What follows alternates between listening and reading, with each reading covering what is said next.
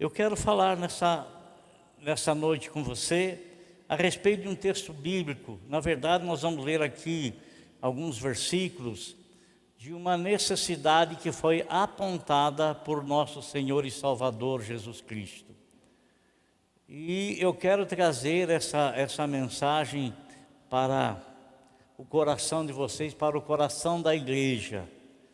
Você sabe que hoje não está simples, não está fácil você encontrar empresas aonde estão aí necessitando, precisando de empregados, né? Devido à situação, devido à crise, e é difícil você encontrar uma placa escrita assim: há vagas, né?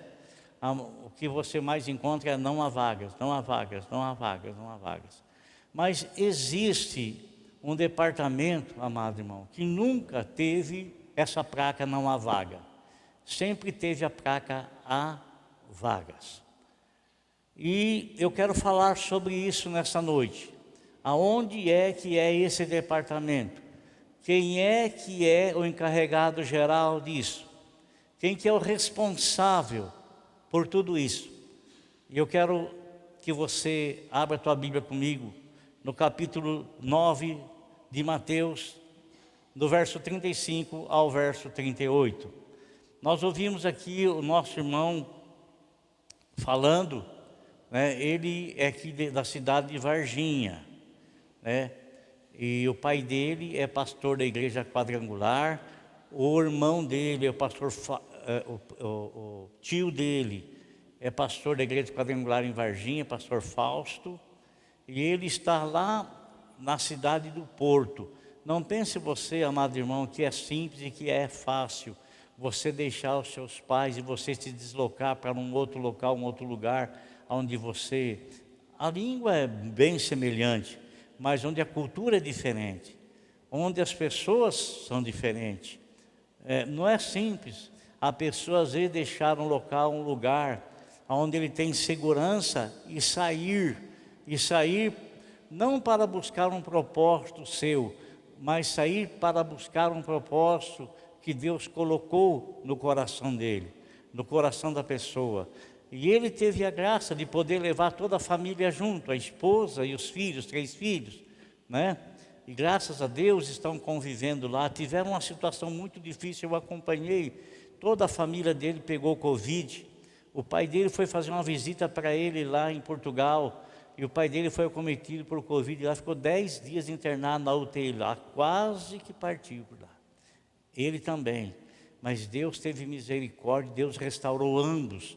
O pai dele está de volta aqui em Varginha, e ele está lá. Ele poderia falar: não, vou embora daqui, eu estou enfermo, estou doente, porque queiramos ou não, amado irmão, essa Covid pode não deixar sequela em uns, mas deixa a sequela em muitos, né? Mas ele ficou firme lá, ele e a esposa e os filhos. Eu gostaria muito que você desse valor para essas pessoas, que desse valor. Você sabe que às vezes você sai da sua casa, você pode fazer uma viagem, você pode ir em qualquer local que for, você pode ficar num hotel 5 estrelas, passa um dia gostoso, 2 dias é gostoso, 3 dias, mas ele já vai enjoando, você já fica com saudade de casa, fica com saudade das pessoas que você conhece, fica com saudade do local onde você convive, né? E quando você chega, parece que mudou tudo, né? O melhor lugar é ali onde você está, onde você está. Esses missionários que deixaram tudo, irmão, saíram para o campo missionário, né? Eles não vão com a intenção de ficar um dia, 2 dias, um mês. Eles não são aventureiros, não são pessoas que saem para pregar o evangelho como se fosse fazer uma aventura ou qualquer coisa assim. Não vão. Eles vão e eles sabem que nem tudo vai ser mar de rosa, e que haverá e se enfrentará muitas e muitas e muitas dificuldades, e que não tem como voltar para trás, porque aquele que lança a mão do arado e olha para trás não é digno do reino dos céus. Então eu louvo a Deus pela vida desses homens, dessas pessoas aí, né? e que a gente tenha no nosso coração também aquilo que Deus faz. Deus valoriza muito isso, que a gente também possa valorizar muito essa situação também, em nome de Jesus. Amém? Então, Mateus capítulo 9, versículo 35 a 38, está escrita essa palavra assim: E percorria Jesus todas as cidades e povoados, ensinando nas sinagogas, pregando o evangelho do reino e curando toda sorte de doenças e enfermidades. Marcos, Deus abençoe você, sua esposa. Deus abençoe. Fazia tempo que a gente se via, né? Deus abençoe. Desculpa parar assim, que eu levantei o olho e vi Vatica, né? Vendo ele as multidões, compadeceu-se delas, porque estavam aflitos e exaustos, como ovelhas que não têm pastor. E então se dirigiu a seus discípulos, dizendo: A seara, na verdade, é grande, mas os trabalhadores são poucos. Rogai, pois, ao Senhor da seara que mande trabalhadores para a sua seara. Amém? Glória a Deus. Irmão, então hoje é o terceiro domingo do mês. Como falei de início, todas as igrejas quadrangulares no Brasil todo, ela tem as ofertas levantadas destinadas para missões, para a ajuda dos missionários que estão no campo. E nós lemos aqui um texto onde nosso Senhor Jesus Cristo queria que os seus discípulos pegassem a visão. E para pegar a visão, ele leva-os até um determinado local, até um determinado lugar. E ele então mostra para os seus discípulos uma necessidade.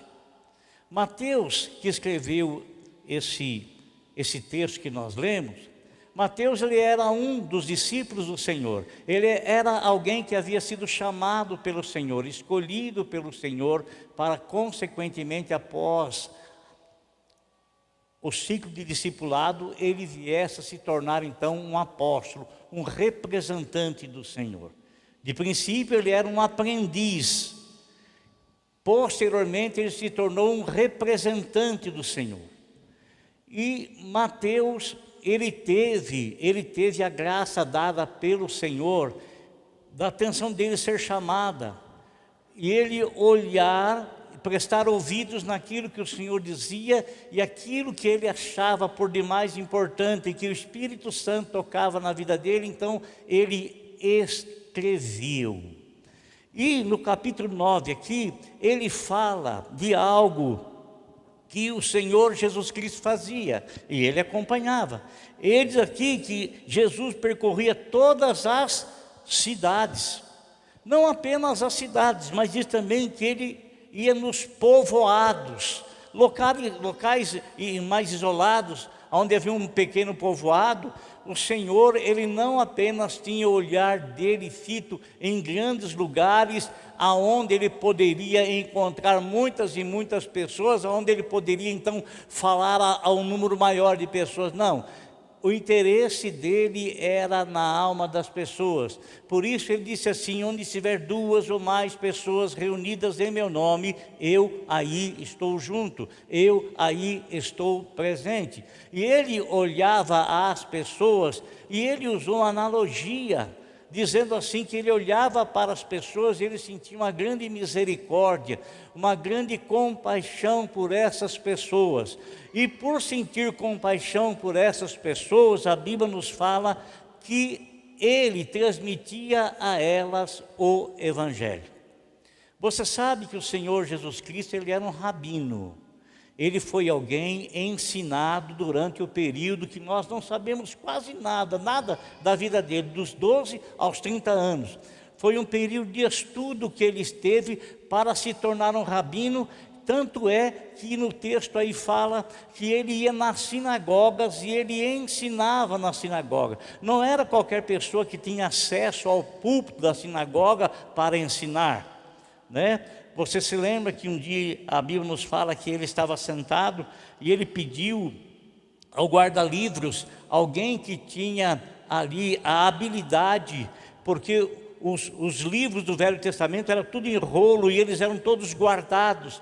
Então o Senhor pediu que lhe trouxessem o livro de Isaías, e ele leu lá no livro de Isaías algo que falava a respeito dele próprio, né? Não era qualquer pessoa que tinha acesso a essa leitura, não era qualquer pessoa que pegava os livros lá e tinha acesso para poder ler, não era qualquer pessoa, somente os rabinos. E nunca ele foi impedido de subir no púlpito, e nunca ele foi impedido de ensinar, ao contrário. A Bíblia está cheia de narrativas aonde ele estava no púlpito das sinagogas. O que é a sinagoga? A sinagoga era as igrejas dos judeus, onde eles se reuniam todo sábado para estudarem a Bíblia, para ouvir a pregação da Bíblia, para aprenderem os ensinamentos da Bíblia. Isso era transmitido pelos rabinos. E nosso Senhor Jesus Cristo, ele se distinguia tanto dos demais, que as pessoas diziam assim: nossa, mas de onde que vem tal sabedoria esse homem? Ele fala com autoridade, ele não fala apenas como os demais falam, leem, apenas leem, ele fala com autoridade, quer dizer, o Espírito Santo unge aquilo que ele lê, o Espírito Santo unge a palavra que ele fala, e as pessoas sentiam essa diferença no coração, sentiam essa diferença na vida delas, naquilo que elas ouviam. Então, uma das coisas que o Senhor tinha como preocupação era ensinar,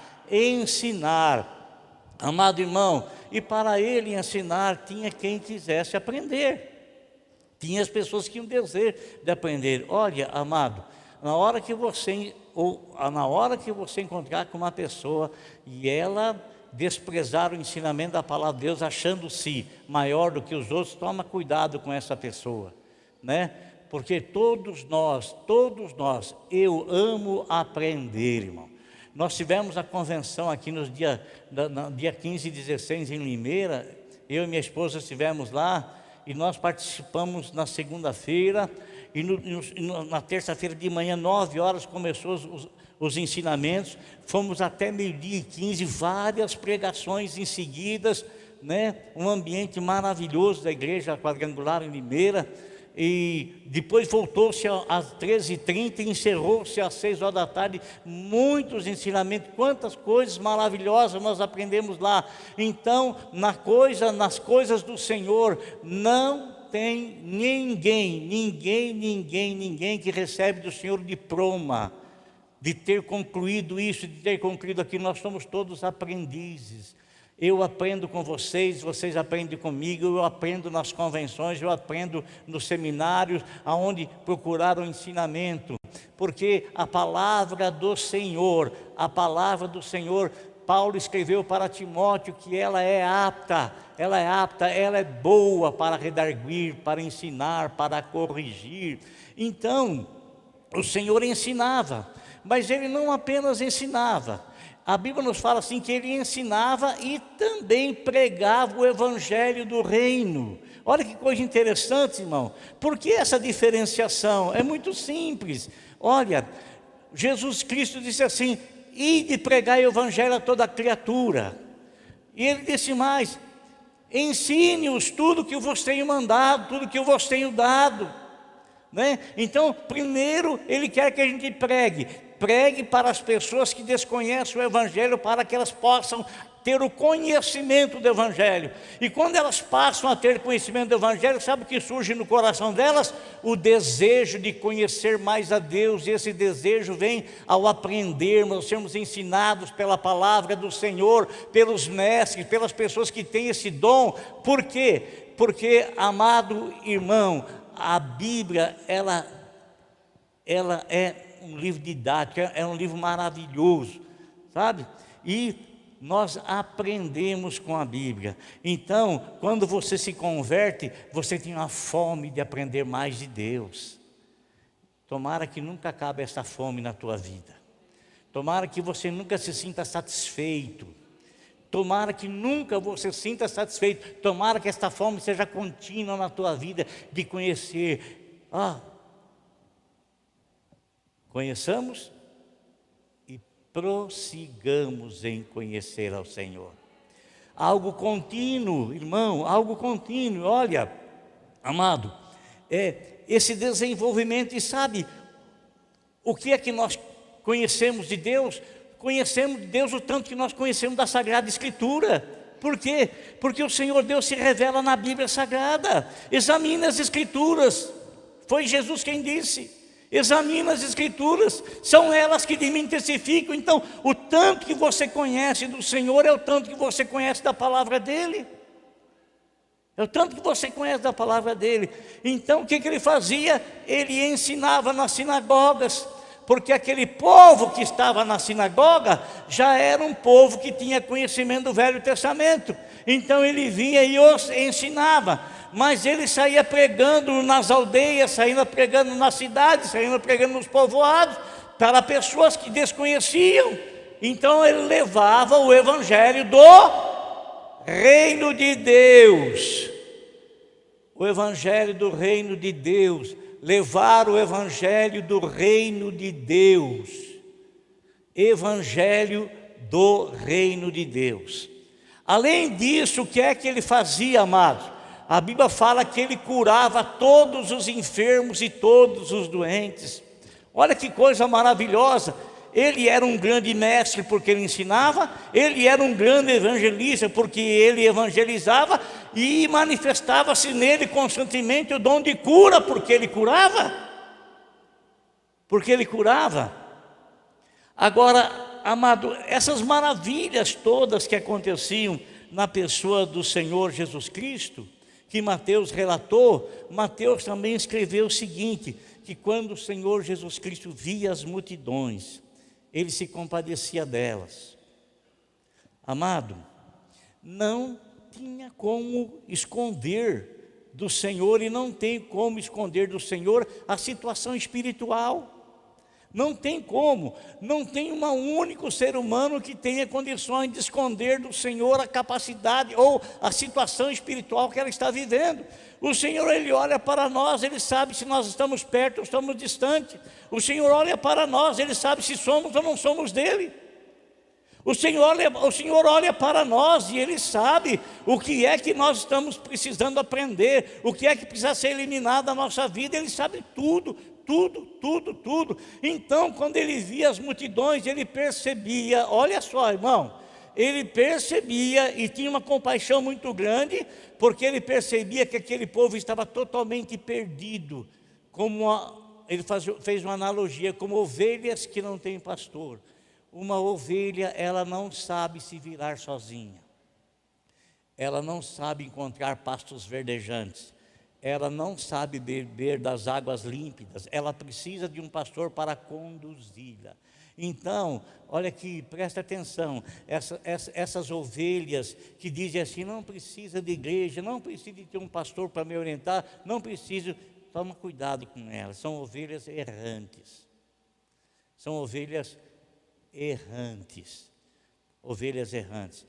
porque se não precisasse, amado irmão, Deus não teria ministrado esse dom para a igreja. Nós temos um pastor supremo que é o Senhor Jesus Cristo, mas nós temos os demais pastores que são cooperadores com o Senhor na obra dele. E esses pastores são pastores auxiliares do pastor supremo, do maior, do grandioso Senhor Jesus Cristo, do bom pastor que deu a vida pelas ovelhas. São auxiliares.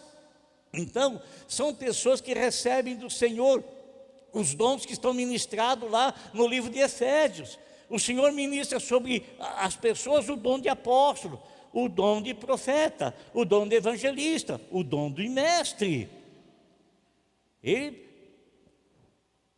O doutor, isso relacionado com a palavra. Então, isso tudo ele ministra sobre indivíduos que serão usados por ele para orientar as ovelhas, para guiar as ovelhas, e não tem como guiar as ovelhas a não ser pela palavra de Deus. Amado, presta atenção no que eu vou lhe dizer. A espada do Espírito é a palavra de Deus, e toda a orientação que nós recebemos, essa orientação tem que estar pautada na Bíblia Sagrada, na palavra de Deus. Se essa ministração, se esse ensino não está assentado na palavra de Deus, não está adequado, não está de acordo com os princípios da palavra de Deus, abra bem os olhos. Abra bem os olhos. Então o Senhor fazia isso, irmão, e Mateus, ele descreveu isso, ele falou isso, né? Que o Senhor via as pessoas e ele as tinha como pessoas aflitas, pessoas exaustas. O que é uma pessoa exausta, irmão? É uma pessoa por demais cansada. Você pode estar cansado, mas ainda você vai em frente. Mas aquele que está exausto, ele não tem mais resistência alguma. Ele está num cansaço extremo. Cansaço extremo. E era assim que o Senhor via aquelas pessoas. E Ele se apresentou a elas: eu sou o bom pastor. Se apresentou a elas. E Ele começou a guiá-las através da palavra de Deus. E Ele estava levando-as a pastos verdejantes. Isso é uma boa alimentação, uma alimentação saudável. Ele estava levando a beber águas límpidas. Isso é a palavra de Deus pura, santa, imaculada. Era isso que Ele estava fazendo. Agora, meus irmãos, quando o Senhor falou essas coisas, e Mateus registrou isso, Mateus diz assim que então o Senhor se virou para os seus discípulos. Você é um discípulo do Senhor? É? Você foi um escolhido de Deus? Você é um escolhido de Deus? Sim, nós somos, a Bíblia fala. Nós somos. Então ele diz assim, então ele se dirigiu para os seus discípulos, disse para os discípulos assim: olha, a seara é grande. Irmãos, quantas pessoas acham maravilhoso estar em cima do púlpito e pregar a palavra de Deus.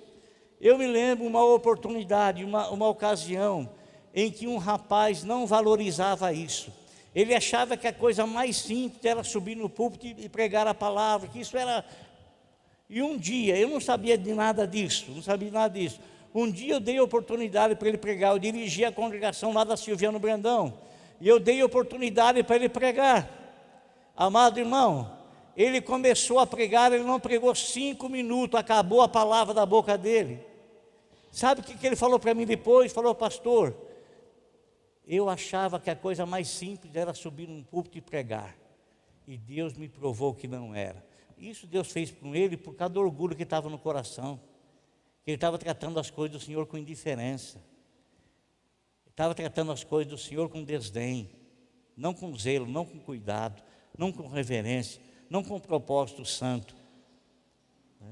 Então, ele vira-se para as pessoas e fala: olha aqui, a seara é grande. Amado irmão, você acha que o povo de hoje é diferente daquele povo quando na época, os contemporâneos do Senhor Jesus? Não, mesma coisa. Eu creio que hoje as pessoas estão mais exaustas ainda, estão mais cansadas ainda. Parece que as pessoas estão no limite, Nós nunca ouvimos e nunca vimos tantas pessoas sofrendo aqui, ó. Tantas pessoas no estado depressivo, tantas pessoas sem força, sem ânimo, tantas pessoas com tantas e tantas informações, que as informações elas são tão rápidas que acontece qualquer coisa lá nos Estados Unidos.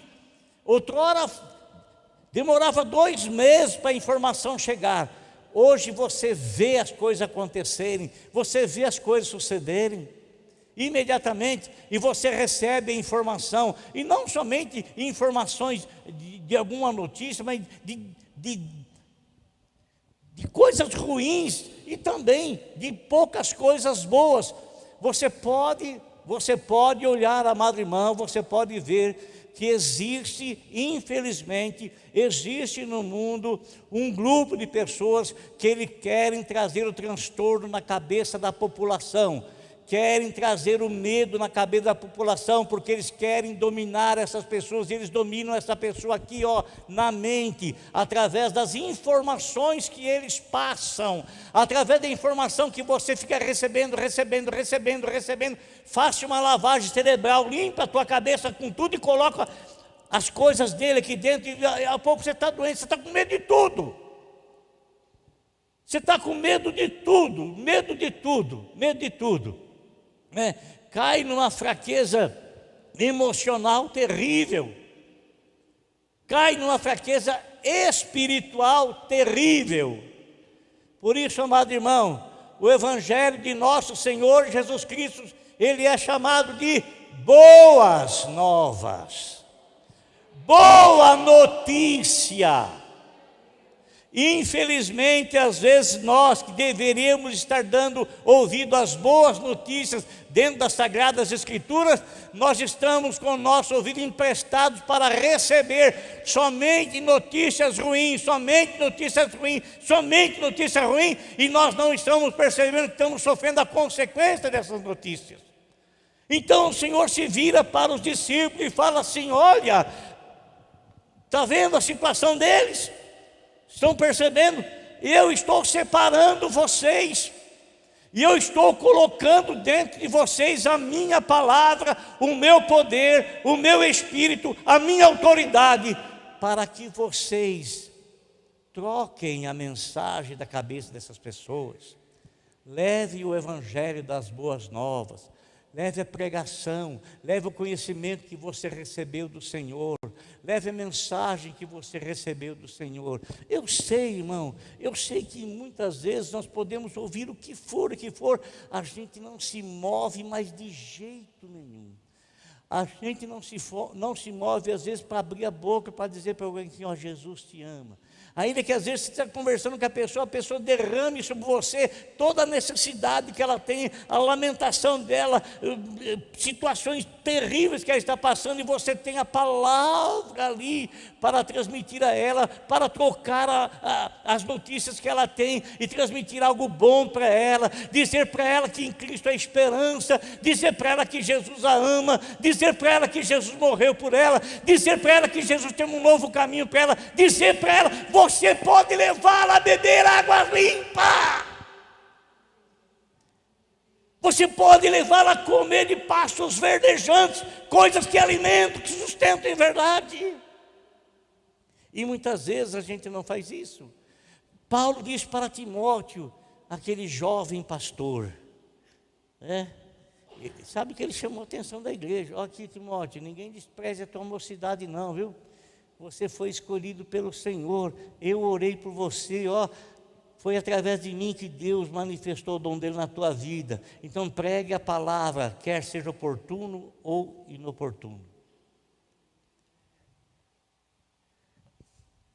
Então isso, amado, foi o que o Senhor falou para os seus discípulos: eu quero que você tenha a minha visão, enxergue como eu enxergo. Numa outra passagem, o Senhor os coloca diante ali de uma plantação de trigo, e fala para eles: escuta aqui, vocês estão dizendo que falta ainda 3 meses para a colheita, levantem bem os seus olhos. E o Senhor faz uma comparação, uma analogia entre o campo de trigo, e que eles tinham uma visão que só 3 meses daí poderia começar a ceifa. O Senhor disse: não, olha, as pessoas estão perdidas, as pessoas estão sem rumo, as pessoas estão sem direção. Eu sou a luz do mundo, e eu estou transmitindo essa luz. Vós sois a luz do mundo agora. Ilumina as trevas daquela pessoa, ilumina as trevas daquele povo, ilumina as trevas daquele outro. Ilumina com o quê? Com a lâmpada da palavra de Deus. Lâmpada para os meus pés é a tua palavra, e luz para o meu caminho. Glória a Deus, irmão. Olha que coisa maravilhosa. Deus me iluminou com a lâmpada dele. Olha que coisa tremenda, Deus iluminou a tua vida com a lâmpada da palavra dele, do Espírito dele. Olha que coisa preciosa, amado.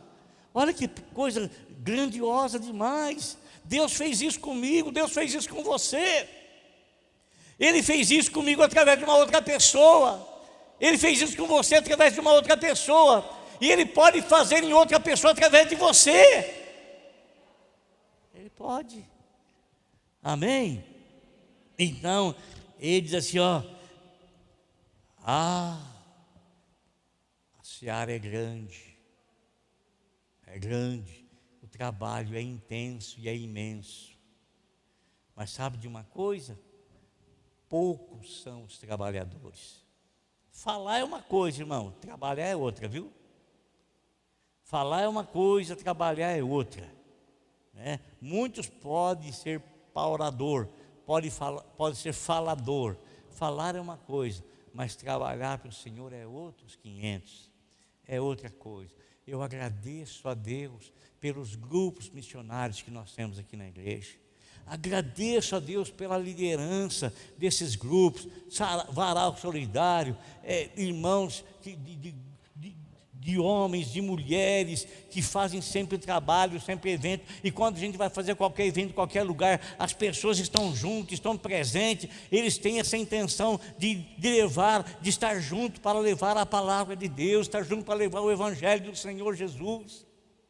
Precioso demais. Maravilhoso demais, grandioso demais. E em nome de Jesus eu quero ver muitas almas salvas. Sabe, irmãos?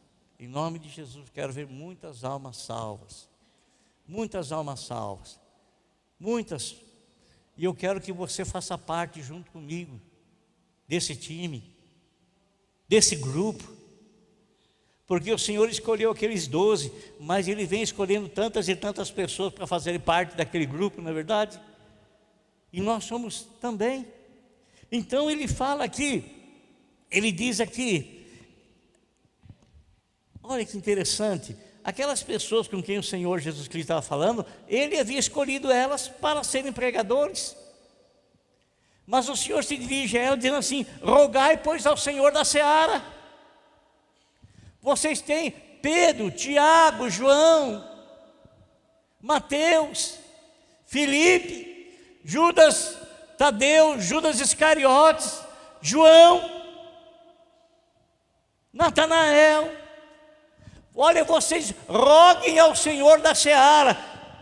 Irmão, Jesus tinha escolhido eles, e o Senhor estava falando para eles, para que eles rogassem ao Senhor da seara, para que o Senhor da seara levantasse trabalhadores. Você sabe como foi que eles foram escolhidos, né? O Senhor Jesus Cristo, Ele passou uma noite toda orando. O Senhor não tinha apenas 12 discípulos, Ele tinha uma multidão de discípulos. Assim como também, quando em Atos ali foi escolhido os diáconos, não havia apenas 5, 6 diáconos, 7 diáconos lá. Havia uma multidão. Dessa multidão foram escolhidas aquelas pessoas. Então, o Senhor Jesus Cristo, da multidão dos seus seguidores, depois de uma noite inteira de oração, Ele vem, então Ele começa a escolher cada um deles. Por isso que Ele fala assim: não foi você que me escolheu, não foi você que me chamou, mas fui eu que te escolhi, foi eu que te chamei. Depois de uma hora, depois de uma noite todinha de oração, não que ele havia apenas orado aquela noite, mas aquela noite foi a noite da resposta de Deus para o Senhor. E agora aquilo que o Senhor Jesus Cristo fez para escolher aqueles 12, Ele fala para aqueles 12 orar ao Pai, pedir ao Pai, para que o Pai envie mais trabalhadores para a seara. E eles oram ao Pai, né? Como fala aqui: rogai, pois, ao Senhor da seara que mande trabalhadores para a sua seara. Por quê? Porque o trabalho é grande, o trabalho é intenso. E ali não tem aquela placa não há vagas. Ali há aquela placa constantemente, há vagas, tanto para aqueles que são chamados, escolhidos pelo Senhor, como para aqueles que se colocam voluntariamente, conforme o Senhor, conforme o apóstolo São Paulo escreveu ali para Timóteo, em 1 Timóteo 3:1. Se alguém deseja o episcopado, isso é, muitos são chamados pelo Senhor, outros têm o desejo, e se eles desejam o episcopado, Paulo fala assim, excelente obra eles desejam. Excelente obra eles desejam. Depois então ele faz a referência de como deve ser o bispo, de como deve ser o escolhido do Senhor, de como deve ser aquele que se dispõe a querer fazer a obra do Senhor. Amém, irmãos? Eu quero dizer para você uma coisa. Ore ao Senhor da seara para que Ele mande ceifeiros para a seara. Eu quero encerrar com um testemunho. Uma pessoa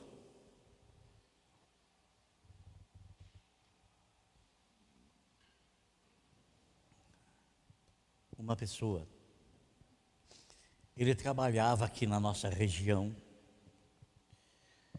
e ele era obreiro da igreja, mas ele não estava à frente de nenhuma obra.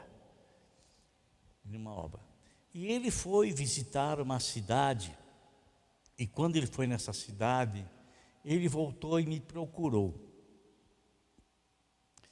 Eu não me recordo se nós estávamos numa reunião de obreiros, né, que a gente faz essa reunião todo primeiro sábado do mês.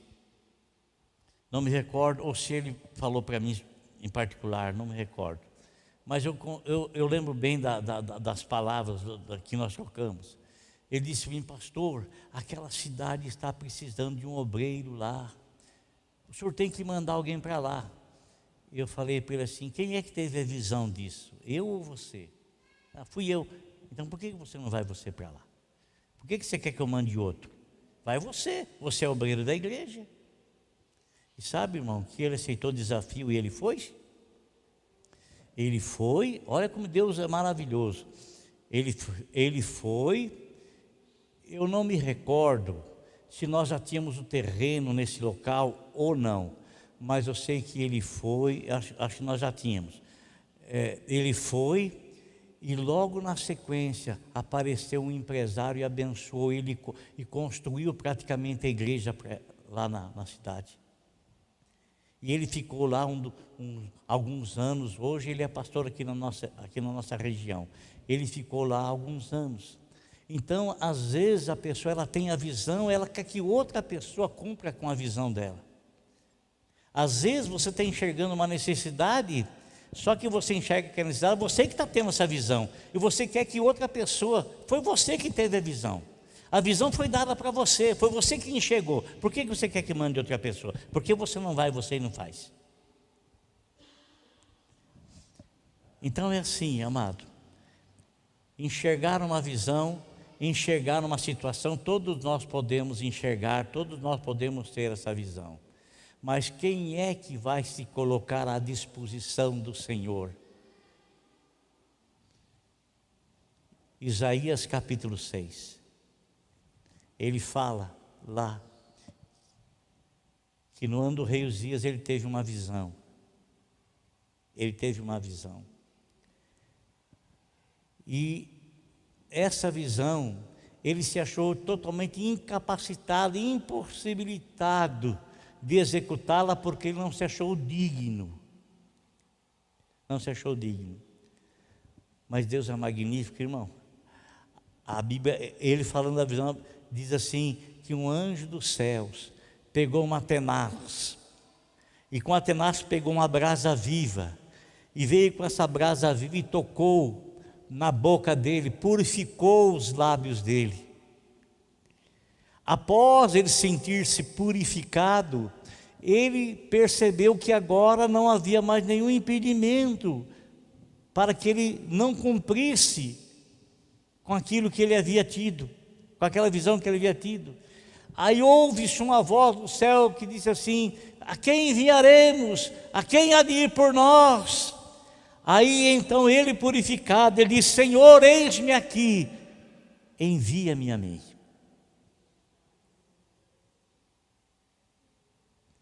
Que possamos nos colocar também à disposição do Senhor, porque Ele já purificou os nossos lábios, Ele já santificou a nossa vida. Amém?